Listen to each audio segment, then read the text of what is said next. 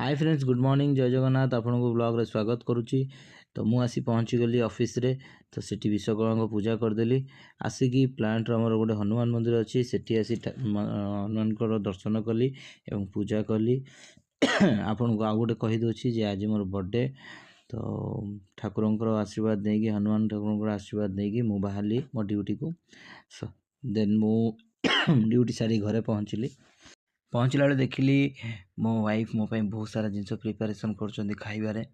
तो कोबी चिली पाई एठी तेल रे फ्राई कर कोबी को। तो आहरी जमती कि पायस करथिले, तापरे सब मसला फसला ये करिकी कोबी चिली रेडी हो गला। तो पायस भी ऑलमोस्ट हो गलानी। देन आम प्लेट सब नहीं गलु आमर साइड पड़ोसी जो मैंने अच्छा 2-3 घर, तो तांको देदेलु। आउ किछि तांको डाकी पाइलुनी, क्या किसी डाकी पाइलुनी, आम जहाँ जमी कर। तो आम बाहरी पड़लु पुणी केक आने कहीं बहुत जिद्दी जे ना आम गोटे केक काटा तुम निहाती भाव बर्थडे केक कटा बोले हो ठीक अच्छे चलो। देन पहुँचला केक सिलेक्शन हो गला। एबे आम धरिकी बाहरुचु।